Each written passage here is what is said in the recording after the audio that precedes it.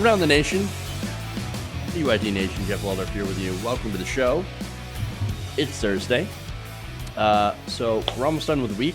We got a lot of great stories for you guys today, including 409k. How's your 409k? Mine's doing pretty great. So we're going to talk about that. A lot of fun. Then we have, a shocking report that it appears that world leaders don't exactly like Donald Trump. I know, and he's shocked to find out. Fun stuff as usual. And then we have the Bar Association of New York going after William Barr, accusing him of bias. So we've got that story. That's interesting as well. We got Sarah Huckabee Sanders later on in the show. She's back to her old tricks on Fox News. And then we have an amazing endorsement for Bernie Sanders. So you're going to love that. Great news. It's just good news. So we'll end on that. All right. Anyway, now before we get into the show, please like and share the stream. Very, very important that you do so. Helps the show out a lot. If you haven't subscribed already, maybe stick around for the next hour. And if you like it, hit the join button or I should say hit the subscribe button, the bell. And then if you really like the show, hit the join button or become a patron, patreon.com/TYT Nation. That's how you can, of course, support the show. All right. So let's see. Well, there's one real quick news story that's going around. According to the U.S. government, and being reported by the Associated Press, the Ukraine airliner that had went down allegedly went down because of an Iranian missile. So we don't know the facts on that. We don't know the details on that. It's a developing story, but it is interesting that they're immediately saying, "Well, it had to have been Iran that that destroyed it." Well, I don't know. I mean, we'll have to see. Could have been an Iranian anti-air gun. We don't necessarily know. But already, Trump administration says, it's Iran's fault. We're going to go after Iran. Now, look, even if it is their fault, and I'm more inclined to believe that it was a state of panic, it was an accident, etc. I don't want that to be used as a springboard to launch more strikes. Again, because I don't think that escalation is going to do us any good. So that's my position on that. There's not much more we can do to Iran other than strikes, though. And that's the other thing, right? We've already put enough sanctions on them. We've crippled their economy. Like, any sanctions on there would basically, any additional sanctions really wouldn't have any more of an effect. All of our sanctions touch basically every part of the Iranian economy. And so, I don't know, man. All I know is that we need to get more facts and unbiased investigation in this so we can see what really happened to that Ukrainian flight. All right. So, that said, let's go to some fun here.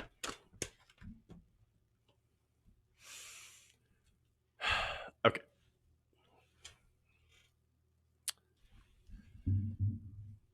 President Trump really wants you to check your 409k. Now, in a tweet on Thursday morning, the president, while bragging about the stock market, pointed to, of course, the Dow, which is up. It's actually approaching an all-time high.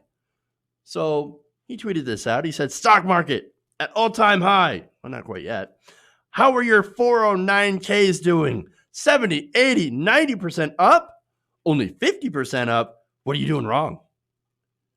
What are you doing wrong if your 409k is only at 50% up? You must be the worst investor in the world.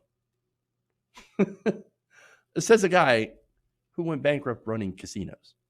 And by the way, who probably should have invested his money, his $1 million that he got from his dad, or whatever inheritance that he had got when his dad passed away.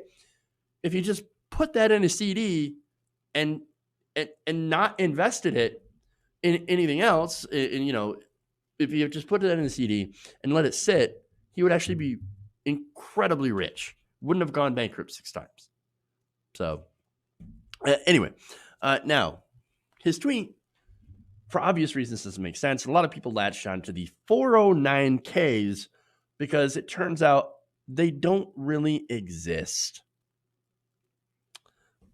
Now, I want to say typo, right? And look, maybe it is okay.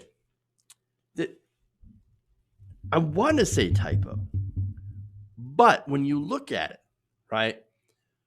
When you look at so Donald Trump's got an iPhone, so you look at the numbers on the iPhone, and I can't really show you because it's too small. But when you go to type the 1 and the 9, there's a lot of space in between that. How can you confuse one for the other? You really have to go out of your way to hit the 9 and not the 1, or instead of the 1, right? Look, I don't know. I don't see that a 409K exists. I don't know. I'm not in finance, but look. I'll be assured that Trump supporters will come in and say my 409K is great. But wait, we don't even know if it exists or not. Now, there is obviously some fun replies to Donald Trump's tweet, which, by the way, he deleted the 409K and then basically put up the same tweet, but with 401K. So it's corrected, right? So now let me get to some of the original responses here. Rick Wilson said, my 409K sucks. It apparently doesn't even exist. I know that's terrible. Terrible. Cheddar editor-in-chief Jim Roberts said, I guess you have to be in the elite to have a 409K. Maybe. Thor Benson says, we don't have 401Ks or 409Ks. And look, that's a good point. Other than just, snarky reply, that's devastating. I mean, look, half of all Americans work in low-wage jobs without benefits, according to a CNBC report. And look, that came out last month. And it's even more devastating for millennials, and I'll get into that in a minute. Kira Jane points this out. Stock markets don't reflect how the working class is doing. Eugene QMD says, my 401k is doing well thanks to President Obama, but I just checked my 409k and only tells me as much information as Trump's tax returns. Awesome. And of course, there's a lot of people making a lot of jokes about Formula 409. A lot of puns on cleaning solutions, so that's fun. Maybe clean up the White House, maybe with some fantastic Formula 409. All that stuff. Okay. Now, anyway, so again, he issued a correction. Okay, that's fine. He fixed a 409K. But that other stuff, the numbers that he puts out, having it up by 70, 80, 90%, well, that doesn't make sense. 401k providers actually have a fiduciary responsibility to diversify accounts. So I'm not even sure the financial advice is sound. I don't think he has any idea what he's talking about. Now, to be fair, the stock market is doing actually pretty well. So, yeah, okay, we'll give him that. But it also has yet to outpace gains made under former President Barack Obama, which I'm sure chaps his ass to no end. So for me, look, I don't even care about the stock market because it doesn't – look, the stock market didn't help me under Obama. The stock market isn't helping me under Trump. I don't have any investments. It also, and like the tens of millions of other Americans that also don't have investments, we don't have investments because we can't afford to invest, right? And a lot of people don't have that money. And look, a lot of people also don't have those kinds of jobs that offer 401ks. And so it would be nice, but look, you have a lot of employers that cut back on contributions to 401ks. And, these are the same corporations that get lots and lots, billions of dollars in tax cuts from Donald Trump and the Republicans. So now let me give you some devastating numbers on millennials. So now 2/3 of millennials do not have any retirement savings. None. 2/3. That's nearly an entire generation that does not have the money to retire. They have no savings. Now, Why don't they have savings? Why don't we have savings? Why is our generation uh why do we have a lack of saving for retirement? I mean, this is super important, right? It must be because we're lazy or irresponsible, right? I mean, that's the typical response that you get from right wingers. No, it's not that at all. In fact, there are two really important reasons. One is that a lot of us millennials, we do not have access to employer-sponsored retirement plans. So let me go to this data here.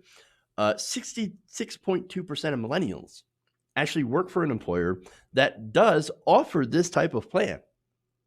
So you have, roughly 2/3 of Americans, of millennials that work, that do have these employer-sponsored plans. So now, what's the issue?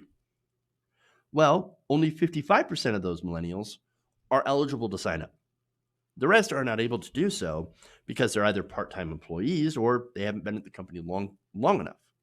So, man, that's disastrous.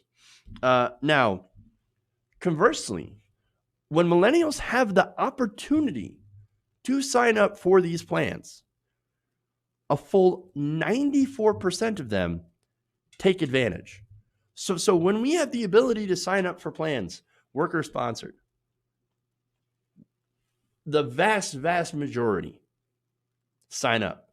Because look, we're smart, we're savvy. If we have the chance to save up for retirement, we're going to take it. I mean, everybody needs a retirement plan, right? But now, again, there's another reason. I said two reasons, right?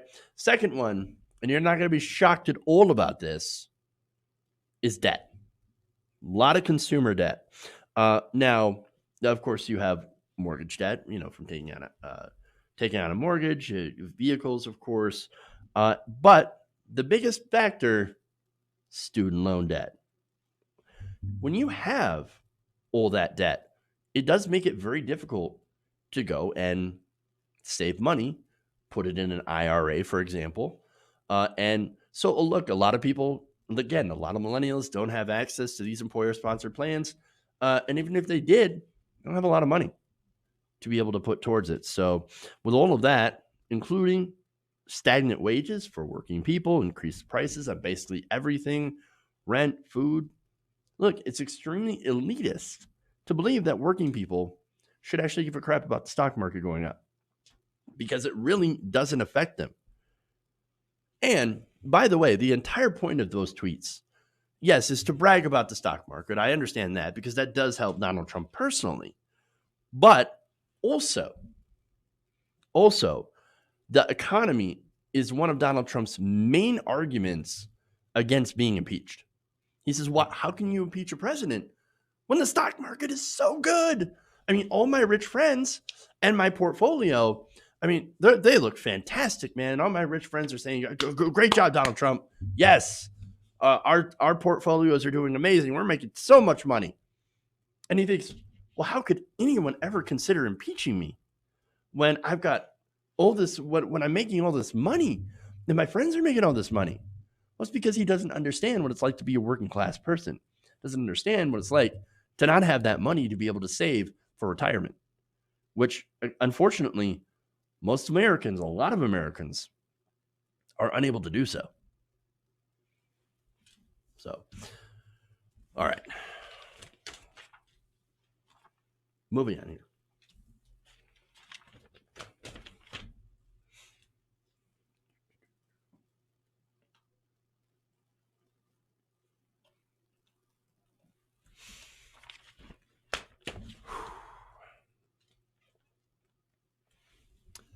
Now, following the assassination of Iranian general Qasem Soleimani in Iraq, Trump believed that he was doing the world a favor by getting rid of what is essentially an evil terrorist, right?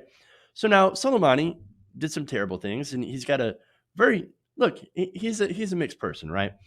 Yes, he's done a lot of terrible things. He was especially brutal in the fight against ISIS. That's what gained him notoriety in Iran.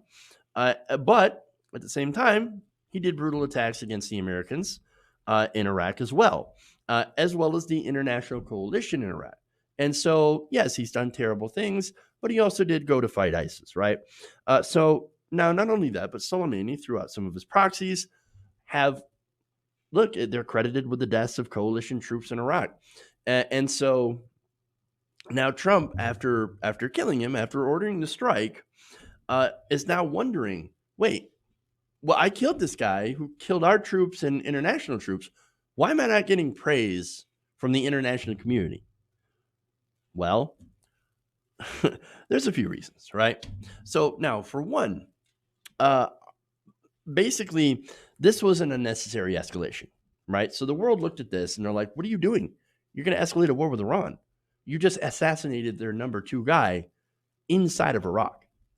Well, that's not a smart thing, right? And this is actually the opposite of what the international community actually wants. They do want Iran to be compliant with any sort of nuclear arrangement or the previous nuclear deal. And American provocation and aggression is not going to lead to that goal. It's not going to lead to that outcome, right? And so you're a little upset about that. And so following that strike, our allies basically said the same thing. Please do not escalate the situation. So that's the message from the international community, right? So now Boris Johnson, who's a prime minister of the UK, he was the closest to Donald Trump's position in saying, well, I don't lament Soleimani's death. Well, look, not a lot of us are. A lot of people in Iran are, because to them he was a national hero. But at the same time, even if we're not lamenting, what we are, and this is the problem with the assassination. Obviously, you don't assassinate people that are higher up in the government and expect there to be peace. But it's that escalation. It's that escalation. That is the problem. We do not want war with this country. We do not want another war in the Middle East because it's disastrous, right? So now the rest of the international community was a little bit more harsh. France's minister for Europe said this, quote, "We have woken up to a more dangerous world," but also adding, hey, we're not going to take sides. Okay, we're not going to take sides. Japanese Prime Minister Shinzo Abe pulled no punches, and he said that he was, quote, humiliated by the strike. So, look, they're being incredibly honest and incredibly harsh towards Donald Trump, and I think that's fair. That's a fair reaction. And they're all saying, basically, I don't want to get involved in this. It's not our problem, not our fight. Even the Israeli government, who had been pushing us to attack Soleimani, to assassinate him for years. Oh, attack Iran, attack Soleimani, take him out, take him out. Benjamin Netanyahu goes, not my problem. That's your problem, America. You did that. So, yeah, there you go. Now, Secretary of State Mike Pompeo, following this, has been complaining, quote, that the Europeans haven't been as helpful as I wish they could be. The Brits, the French, the Germans all need to understand that what we did, what the Americans did, saved lives in Europe as well. Oh, did they? Really? Because Soleimani was not targeting people in Europe. He was targeting, through proxies, right, American forces in Iraq and Syria, and mostly attacking ISIS. Now, we're all supposed to be fighting ISIS together. So, I don't get it, right? It's wrong. So, nobody in Europe was in danger of being hit by Soleimani's forces, right? And nobody in America was in danger of being hit by Soleimani and his forces, by Iran. And so, what is he talking about? He's lying. But look, here's the thing, too. The fact that he's going after, through proxies, our forces means one thing. Maybe we shouldn't be there because we're not exactly welcome. I'm just saying, we wouldn't be targeted if we weren't there. Okay, so that's an important point. And look, Iraq literally voted to kick us out of the country. We should take a hint. We should take a hint. And by the way, Iraq is supposed to be our ally. We gave them democracy, and they used that democracy to say, okay, we're tired of your bullshit. Get out. But here's the thing, right? The response from the international community is the way that it is, I believe, because they think Trump is a rogue actor. Now, I actually would agree with that he's a rogue actor, that he's not a rational actor. Why? It's because he spent his entire term basically trying to alienate our allies, our traditional allies, while cozying up with dictators. Now, he went after our allies, for example, in the Ukraine so-called transcript, right? The Europeans, they're not helping you as much as we are. They need to do more. They didn't do their fair share. And he constantly says that the European allies don't actually do enough for NATO. Now, look, he might have a small point, but at the same time, you're going after our allies. You're trying to alienate our allies. And even the fact that the Soleimani operation itself, Trump still put a finger in his eye or a finger in the eye of our allies. So now Congress, for example, Congress learned right after the strike, as did the British. The UK found out about it from the news. Now, this is an issue, again, that could have affected their troops in the area. And so we didn't tell them. We didn't tell our allies. Trump didn't even tell Congress. And so that's a problem, right? It shows you how little respect he has for our allies as well as members of Congress. Now, there is one thing that led to this. One major factor that led to this entire disaster, and that was the abandonment of the nuclear deal. Now, the rest of the world was part of that deal. You had China, Russia, France, the UK, Germany. All these countries signed this deal. So it wasn't just us. It was an international deal that the world came together and we said, okay, this is a good enough deal. We have, basically dismantled their nuclear energy program. Okay, so they're not going to have that. They're not going to be able to get a weapon. And we have, verification. And so we believe that this is the strongest deal that we can get. Donald Trump ripped it up. He said, I'm not interested in that. I would negotiate a better one. Well, there is no negotiating a better one because that is the best that you can get. And it upsets him so much that it was Obama that got this, that made this deal. He can't stand the fact that Obama actually was a way better negotiator, as well as somebody who was way smarter than him. And I know some of you might be like, what are you talking about, Obama being a good negotiator? Well, look at all the, times he negotiated against progressive priorities. Well, there's a reason for that, because Obama's not progressive. Obama's never been a progressive. And so, of course, he's going to, negotiate a crappier deal for progressives because he's not actually one of us. So what I'm saying is that when he actually wants to negotiate something, he will do a great job at it because that's actually what he wants. And so I just wanted to make that distinction because I know every time I say something positive about Obama or Elizabeth Warren, I get this flood of comments that are like, no, Obama terrible. But here's the thing. He's terrible from a progressive point of view. But on some of the things that he did, when he actually wants to do it, does a fantastic job. So let's just say that, okay? And I just wanted to clarify that. But again, this was an international deal. It was a great deal, one that Iran had actually followed for about a year after the United States had pulled out. And we put punishing sanctions back on Iran, and also getting back to why our allies aren't exactly thrilled with us. We threatened our allies, hey, if you do any sort of deals with Iran, we're going to sanction you. We're coming after you. And so that froze Iran out. And now, at this point, they're like, well, why should we even honor the deal? You didn't. And we're to the point of being desperate, so we're just going to start up our nuclear program again. So congratulations, Donald Trump. You actually ruined what was a really good deal. So it shouldn't be a surprise to the president. I'm not sure why it is, But for some reason, he's like, I don't get it. I don't understand why they don't like me. They're a bunch of never Trumpers.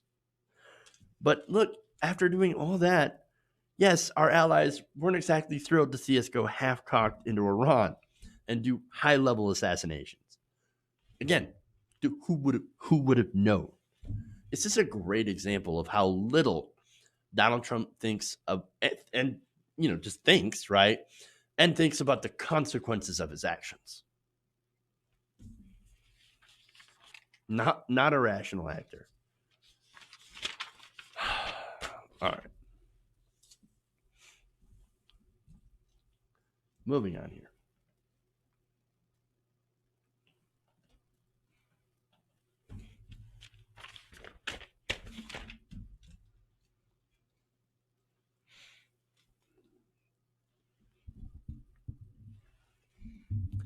The New York Bar Association just sent a scathing letter to Congress about Acting Attorney General William Barr. Now, in a letter sent this week to the majority and minority leaders of the U.S. House and Senate, New York City bar leaders described public statements by the Attorney General as troubling for an official whose job is to enforce the law without bias. So let me read you some of that letter because it is very scathing. By the way, I did say acting. No, he is the Attorney General. So let me just clarify that. Now, to the letter. The duties to act impartially, to avoid even the appearance of partiality and impropriety, and to avoid manifesting bias, prejudice, or partisanship in the exercise of official responsibilities are bedrock obligations for government lawyers. But Mr. Barr, they say, has disregarded these fundamental obligations in several public statements during the past few months. So now that's important, right? So you're not supposed to be partisan, and you're not supposed to be biased. You are supposed to, basically, since you are the government lawyer, you are the top lawyer of the country, to basically follow the law. That's the whole point. And they're saying William Barr has not been doing that. And so let me give you some examples, right? In an October speech at the University of Notre Dame, the letter said Mr. Barr launched a partisan attack against so-called progressives for supposedly waging a campaign to destroy the traditional moral order. The letter added that in the same speech, Mr. Barr vowed to place the Department of Justice at the forefront of efforts to resist the forces of secularization. Wow. So look, that's dangerous, for one. And the reason I say that is because the government is supposed to be secular. This doesn't mean, we're going to get rid of all religion, we're going to criminalize religion. No, that's ridiculous, right? No, it means that we make no law based on religion, right? Whether it be based on the Christian religion or the Muslim religion, imagine everybody's hair on fire, or the Jewish religion. No, we make no law based on religion. Full stop. And so that's important, right?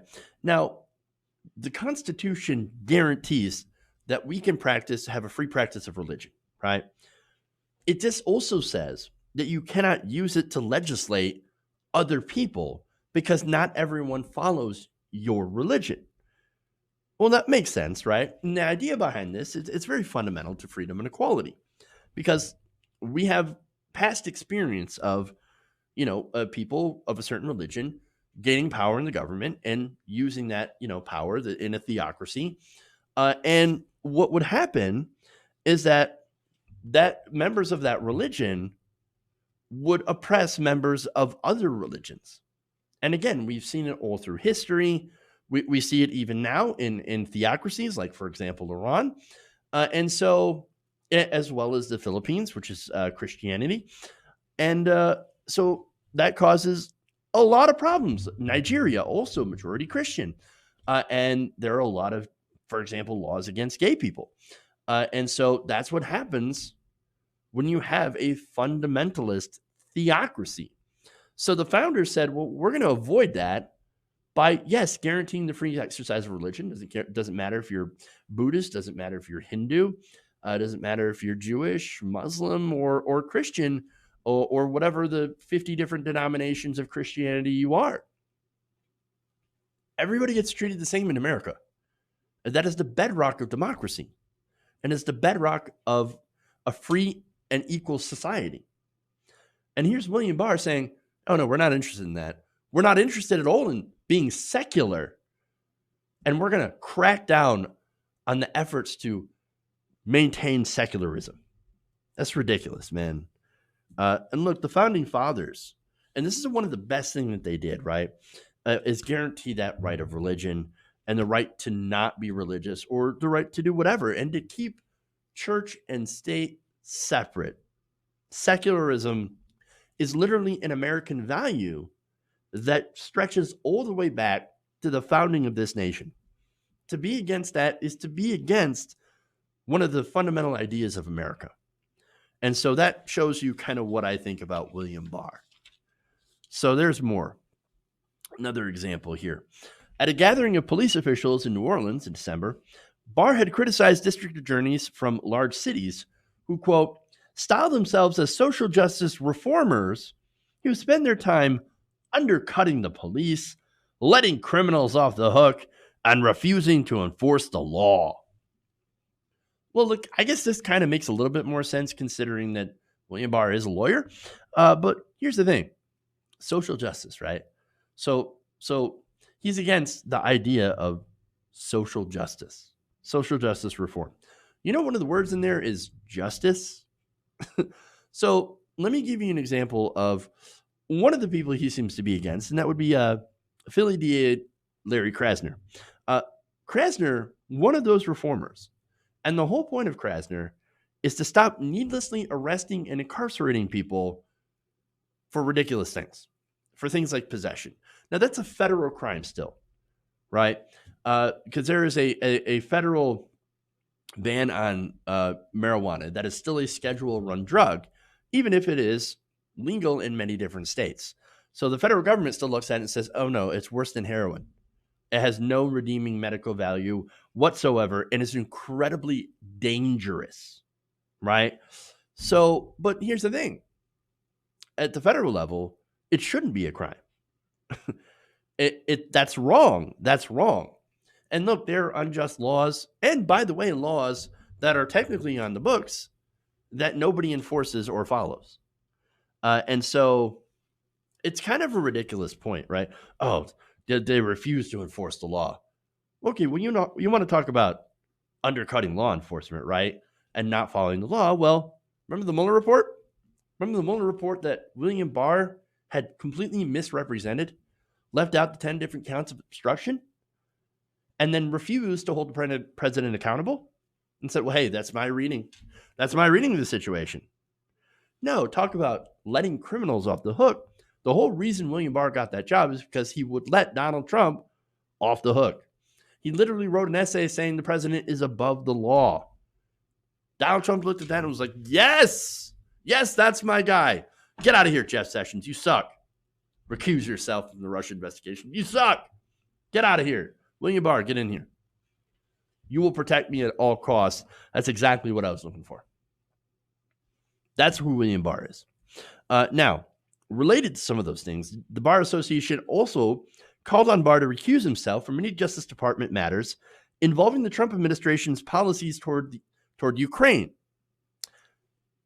Also very important. Now, he has not, of course. The letter also took issue with the Attorney General's rejection of the findings of an internal investigation into the FBI's handling of contacts between the Trump presidential campaign and Russian officials. So there's that. And by the way, this is the most important part of this. It also called on Congress to investigate Barr, to launch an investigation to see whether or not William Barr is biased. So that's important as well, because that possibly could lead to his removal. Now, in their letter, Roger Juan Maldonado, president of the association, Stephen Cass, chairman of the association's task force on the rule of law, say that Barr's recent statements, quote, warrant further investigation by Congress as part of an inquiry into Mr. Barr's conduct as Attorney General. So they're not saying he is biased. They're saying you should do an investigation. Now, in my mind, and anybody who has two eyes and a brain and is paying attention can see that William Barr is a Trump sycophant. He is biased in favor of his boss, and that's the whole reason that he had gotten that job to begin with. That's why Trump hired him. And so that's exactly who William Barr is. He is biased, and any congressional investigation would 100% prove that without a doubt. He should recuse himself, and he should not be in that position. Okay. I'm going to take a break. We got a couple more stories here. We have, of course, Sarah Huckabee Sanders coming up next, and a very important endorsement from the Sunrise Movement. So stay right here. I'll read your super chats, some comments, thanks some patrons, and we'll be right back around the nation.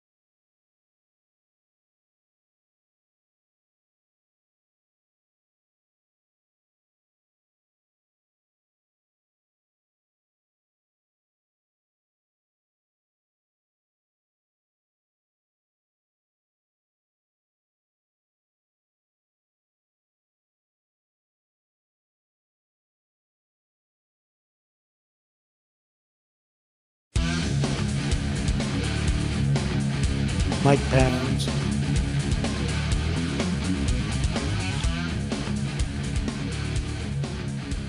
Welcome back to the show. Around the Nation right here, TWT Nation, Jeff Walderfield with you. Okay, so first, I want to give some patron shout-outs here. So let's go, and I want to thank Sarge Tech, longtime supporter of the show. Thank you so much. And also Ann Summers. So thank you, Ann. Thank you, Sarge. Okay, so let's get to some comments here because these are always fun. Coro with a super chat, thank you. Says, just want to say thank you. You make my day. Well, thank you very much. I appreciate that.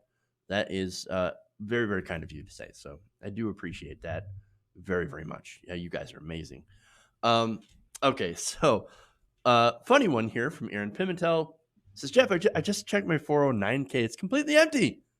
Thanks, Trump. Well, now how are you going to clean your countertops? You got no 409. Jeff James with a question. I don't know if it's a serious question. Probably, knowing you. Weren't the Pilgrim Fathers coming to America because they were not allowed to religiously persecute others? You might be right about that. But I'm not talking about the Pilgrims, which were in like the 1500s. I'm talking about the founding fathers of America, George Washington, Thomas Jefferson, and all them. So those are the people that said, hey, and see, this was in the middle of the Enlightenment period, right?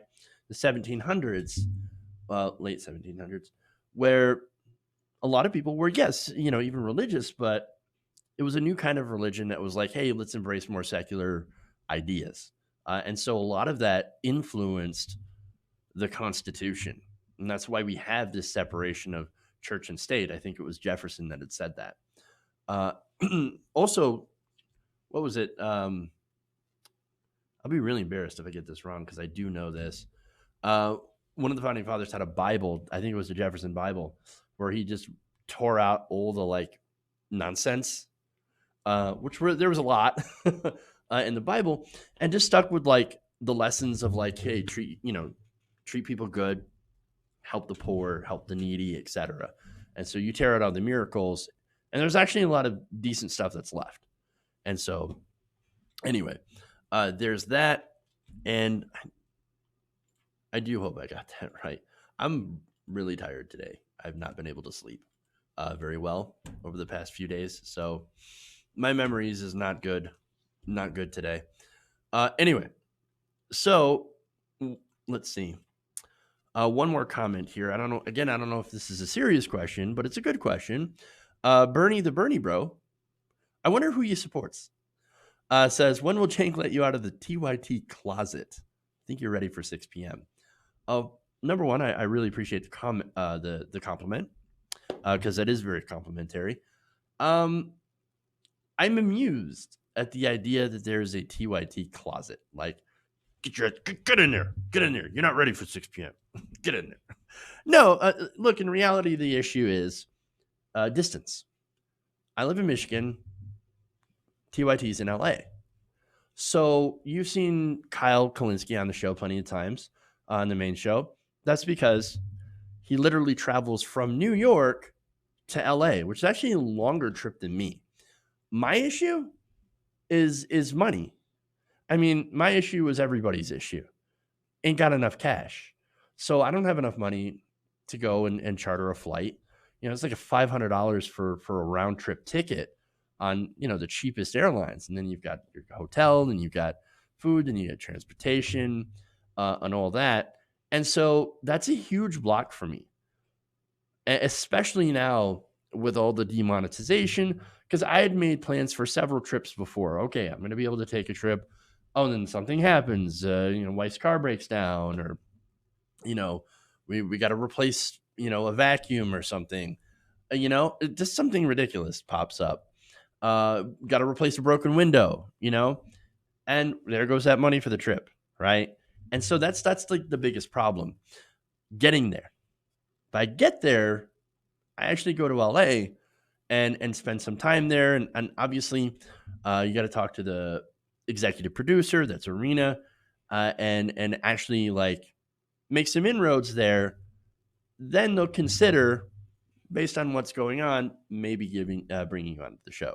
And so there's a lot of like internal, planning and behind the scenes stuff with booking and all that. And so being in Michigan, that is incredibly hard to do, to set up. And so getting all that stuff ahead of time and then making sure that you can actually afford your flight and all the hotel rooms and stuff for that time. It's a difficult logistical undertaking. And so that kind of explains why I haven't been out there and on any of the shows or anything like that. So, you can get me to LA. Well, that's step one. And so long story short, that's kind of why I'm not like in the TYT closet. So it's just one of those things. They just don't know me very well. All right. Anyway, yes, it would absolutely be worth the flight. It would absolutely be worth to do all this stuff. So I agree with you there. I really do want to do it. Why can't TYT pay you? Do you know what company I work for? Really? They do not have. I don't think they have the funding to be able to do that. And they're also notoriously cheap. So it's all self-funded here. Okay, anyway. Again, I'd love to do it. I just have to be able to get on that solid financial footing to be able to get out there. Cora, they have come to Detroit before. So Detroit's a little bit of a drive. It's about 3 hours away from me, but they have been there. And I have met up with John and seen Jank and all that. And so next time they're out here, of course, I can always drop by and say hi. And I always, of course, get like access and stuff. It's super cool. But anyway, all right, let's move on here. I know there's a big joke about TYT being broke. That's because they kind of are. Let's be honest. Yes, they get investment money now and then, but it is really expensive to run one of these shows. And when I say Jane's cheap, it's because I'm not throwing stones, because I'm totally cheap myself, so I understand how he feels. All right, anyway. Let's move on here. Let's see. All right. A travel fund would be awesome. We could do that. And Sarah Huckabee Sanders thinks it's pretty stupid to follow the Constitution. I can't think of anything dumber than allowing Congress to take over our foreign policy. They can't seem to manage to get much of anything done. I think the last thing we want to do is push powers into Congress's hands and take them away from the president. Any Democrat that doesn't understand that America is safer now that one of the most dangerous terrorists in the world is rotting in hell is completely naive and completely misses what we need to have in a foreign policy. And the last thing I want to do is see them take power away from President Trump and put it into their own hands. I don't think anything could be worse for America than that. I could think of a lot of things worse. Okay, so a little bit to break down here. For one, so this is in response to the House that is trying to basically limit President Trump's war powers. So now this is an interesting development. This is something that, as I'm going to get to later, the House has not been trying to do for a lot of times, but progressives have been trying to do for quite some time. We've been trying to limit war powers of the president since George W. Bush. And so that's something progressives have done. The establishment Democrats, however, have taken the complete opposite approach. So now, why? Why would progressives try to limit the presidential powers to make war? That's because the president should not have that power. In the Constitution, war is supposed to be the domain of Congress. So let me give you some information on that. Now, under Article 1, Section 8, Congress has the power to declare war, grant letters of marque and reprisal. So that is license private citizens to capture enemy vessels. That's kind of awesome. That's privateering. I want to be a privateer. That'd be awesome. But I don't have a boat. Okay. Anyway, so can't go and do that. But Congress can also raise and support armies for terms of up to 2 years at a time, provide and maintain a navy, make rules for the government and regulation of the land and naval forces, among other things. And of course, there's a lot of stuff involved with militias, right? So now, the president also has powers denoted in the Constitution. Article 2, Section 2 says the president shall be the commander-in-chief of the Army and Navy of the United States and of the militia in several states, when called into the actual service of the United States. The president has the right to sign or veto congressional acts, such as declarations of war. And in the event of war, the president can lead the troops. Can you imagine Donald Trump leading the troops? Cadet Bone Spurs leading soldiers into battle would never happen. Disaster. So look, the Constitution is pretty clear, but it's not just the Constitution that delineates war powers. There's also the War Powers Resolution that was passed back in 1973. Now, that resolution was intended to check the president's power to commit the United States to armed conflict without the consent of Congress. Again, this is, I'm just going to go strike this nation. It'll be a quote-unquote limited strike. We don't need to declare war. I'm just going to go and hit this other country. President Clinton used that in Kosovo.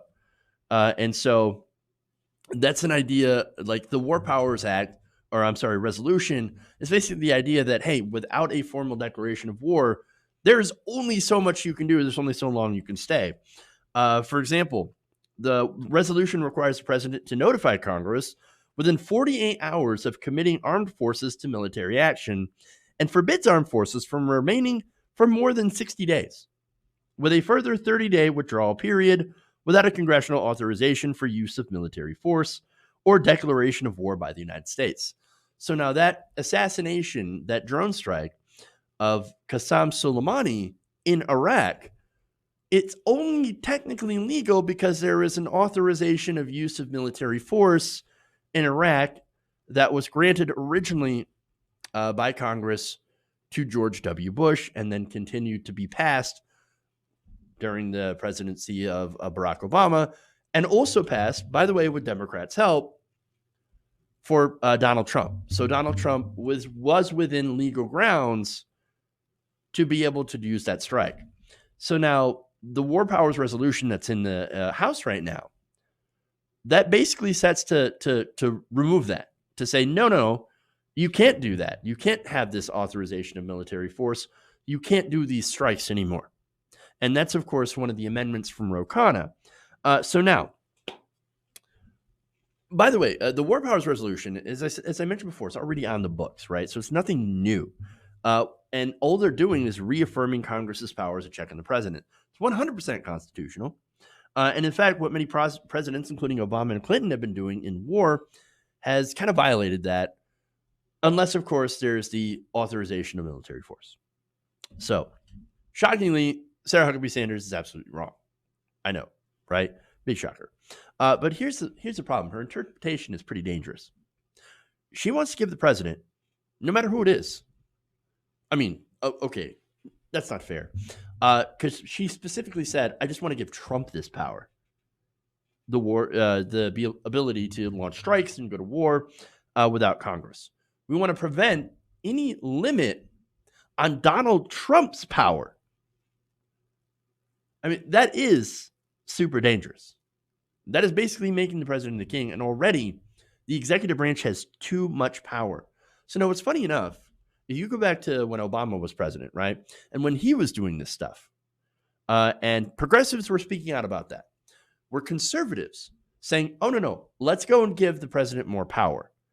Well, actually they were in Congress, as well as Democrats. But there are conservatives out there that still were like, executive branch, too much power. Oh, you've got too much power to do this. King Obama, we need to reduce his power. I actually agree with that, but I also agree with reducing the power of President Trump. The executive branch should not have the power to do these strikes. We need to eliminate the authorization of use of military force and bring it back to Congress. At least have them do their own job. And so, look, this should have been curbed a long time ago. So now, why didn't they? Why did it take so long for Congress to act, to even try to reaffirm Congress's authority when it comes to war? Well, there's a couple of reasons. One is you got money. And there's a lot of money in war. Defense contractors spend a lot of cash on both Democrats and Republicans. They create jobs in certain places like Washington, D.C. And look, defense contractors love endless war. They don't want to have a situation where Congress says, no, we don't want you to go to war. Even though Congress most likely will vote for a war because they get paid by the same people. But look, here's the thing. Nancy Pelosi, again, stripped out 2 amendments in the latest Pentagon budget, right? This is where they gave extra money to Donald Trump in the Pentagon and continued to reaffirm the president's powers, president's war powers. Ro Khanna's amendments would have eliminated that, right? It would have given that power back to Congress. And so that's the issue, is that Pelosi before this was in favor of keeping that executive power. It's disastrous. And so I guess you could think, well, look, before they had a president that was, a Barack Obama, right? They continued to give him that power and more power. But why Donald Trump? It's because they can't keep getting paid. They keep getting paid. Now, Trump is a little bit different. Remember, Democrats voted overwhelmingly to give Bush powers. Bush was an idiot. Donald Trump's also an idiot. But Donald Trump is even worse. Now, that did not stop the Democrats from giving him billions of dollars in defense. And again, reauthorizing the use of military force. But with that latest attack on Iran, that might have been too much. Killing the number 2 guy, that's got Congress a little scared, a little spooked. Maybe they woke up to the fact that he is dangerous, or maybe this is all politics. I don't know. Who knows when it comes to Nancy Pelosi? But regardless of the motivation, if we actually have a chance to limit the powers of the president in war powers going forward, so that maybe we'll have less war, or at least less of these surprise strikes that they don't even tell Congress about until afterwards, well, then maybe that's a good thing. Okay. One more. Trump needs the troops at Doral for bed bugs. Bed bug patrol. How big are those bugs, dude? What are they, like Starship Troopers bugs? Damn, dude. All right. Oh, that's a great comment. No, all right. Anyway, one more story here. The Sunrise Movement has made an official endorsement, and it is Bernie Sanders. So now Sunrise Movement, of course, is an influential movement of primarily young people that is fighting to stop catastrophic climate change. Now, one of the policy positions they support, which kind of goes to tell you why they would support Bernie Sanders, is a Green New Deal. Green New Deal, of course, is the $16.3 trillion complete overhaul of the economy, eliminating fossil fuels, getting rid of the subsidies, building renewable energy, a huge focus on infrastructure, millions of jobs. So it's a very involved plan that Bernie Sanders has adopted. And it's one that the Sunrise Movement, of course, agrees with. So now this endorsement basically cements Bernie Sanders as the leading candidate on climate change, climate action. So now how they did this vote, this is great. Very, very transparent. They asked their members. I know that sounds radical, but again, when you look at some of the other endorsements, as I'm going to get into later, they're not as transparent, and they don't necessarily ask their members.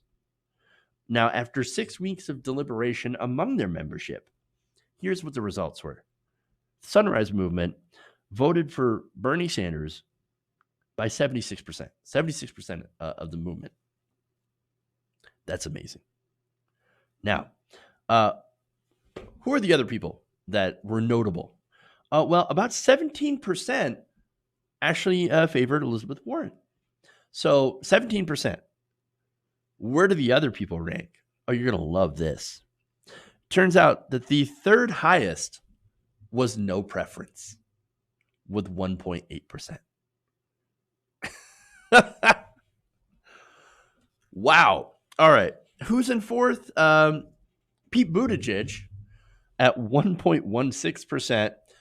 Yes, it's fourth, but it's a strong fourth. And then finally, 1.2%. I'm sorry, 1.02% for Andrew Yang. So no preference did better than those two people. Look, Andrew Yang, I like Andrew Yang. I think he's a nice guy. I think he's a decent guy. I think he's got some interesting ideas. I do not support him.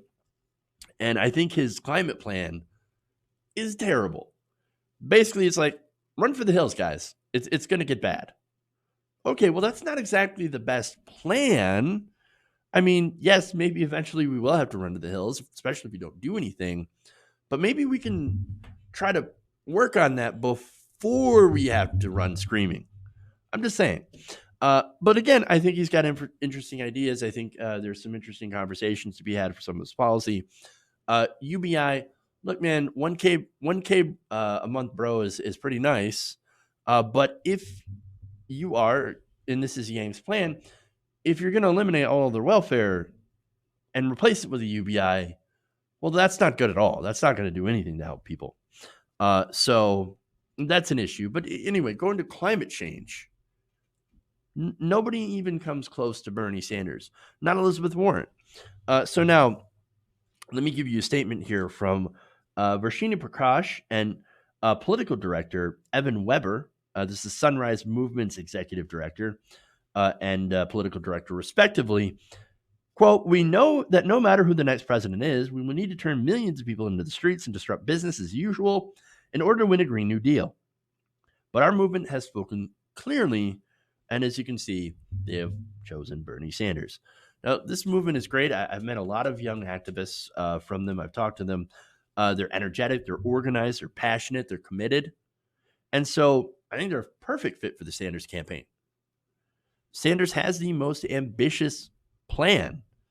He wants to spend, again, $16.3 trillion on a Green New Deal that will completely transform our energy system, create millions of great paying jobs, and put us on a path to sustainability. Now, Elizabeth Warren, again, she's at second with 17%. She did have a plan. Look, I actually liked it back when her slogan was, I've got a plan for that, right? Now, her plans end up being a little bit less ambitious. So, and her plan for climate change focused a lot on oceans. She called it the Blue New Deal. Now, part of that, and I'm going to read you a couple of pieces of her plan, but basically she calls for $2 trillion in clean energy spending, okay, partly to finance an expansion of wind and water energy gathered offshore. I think that's a great idea. She also wants to invest $400 million in research into emerging energy technologies. I think that's a little, I think you should probably put a little bit more money into that. Also, she proposes boosting the activist sector responsible for trying to rebuild fish populations. So overfishing is a huge problem. Also, thanks to climate change, ocean acidification, as well as dead spots in the ocean where there is no oxygen, thanks to, of course, the effects of climate change. Now, she says, well, that's going to bring hundreds of thousands of jobs. Okay. Warren also proposes ending all new leases of public or offshore real estate to any fossil fuel industry and wants to end offshore drilling completely in the long term.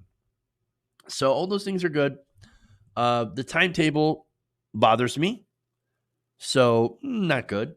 I think I don't think the scientists are saying that we need to act and we need to act quickly and get this done before 2030. So we've only got 10 years.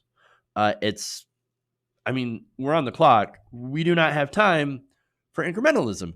Even so, Elizabeth Warren's incrementalism is still a lot better than somebody like Joe Biden's incrementalism, which arguably takes us even longer to even get to, half of our energy being used or being generated by renewable sources. So again, Green New Deal, you can't beat that. It is bold. It is progressive. It is gigantic and earth shaking.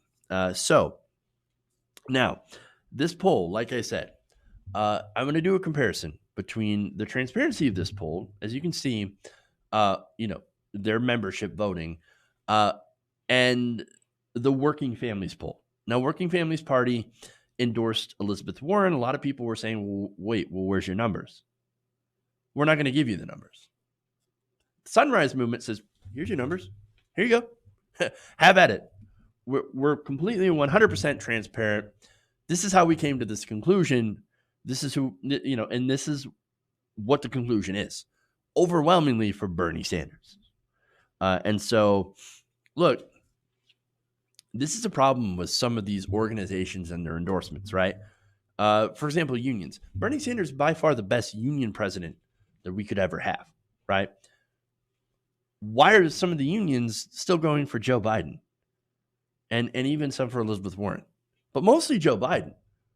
Well, look, when it comes to, for example, healthcare, right? Well, there's a lot of unions that actually are invested in the health insurance industry. And so, of course, they're going to go for somebody who preserves the health insurance industry. And I'm a union guy, but you can call out the bosses. You can call them out for doing things that are counterintuitive for working people. And a lot of unions, look, we're on the wrong side of Keystone XL. Oh, it's going to mean jobs for our workers. So we're going to be in favor of building pipelines. But I'm not in favor of building pipelines. Pipelines, of course, they spill, they leak, they contaminate groundwater sources and habitats for animals and all that stuff. No, we need to not build more pipelines. What we need to do is invest in renewable energy that doesn't need those pipelines. And so the unions, of course, don't agree with that and generally vote for somebody like, again, Elizabeth Warren or Bernie Sanders. I'm sorry, not Bernie Sanders, but Joe Biden and not Bernie Sanders. So, look, that's why I'm a little skeptical of some of these polls that do not have that transparency that the Sunrise Movement has. And so you can see why a lot of people are asking questions about that. And are hailing this as very transparent. So, nonetheless, methodology, aside, this is a pretty huge endorsement. This is great and well-deserved. And it's also a huge loss for Elizabeth Warren, who's been losing steam, who's been losing ground in the polls in this election. So, in this primary. All right. That's it. That's all I got for you guys today. Thank you for going around the nation. Thank you, Mandy Sadowski, for the super chats. You guys are amazing. Thank you so much. Okay, so we'll have a show tomorrow, of course, as usual. Please like and share the stream. Like and share the clips. Support us on patreon.com/TYTNation through super chats, Q bounties, as well as channel memberships. Thank you guys. Love you. And remember, change begins with you.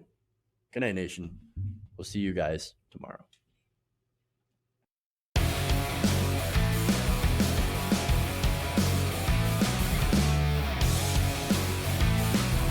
Please clap. Night towns.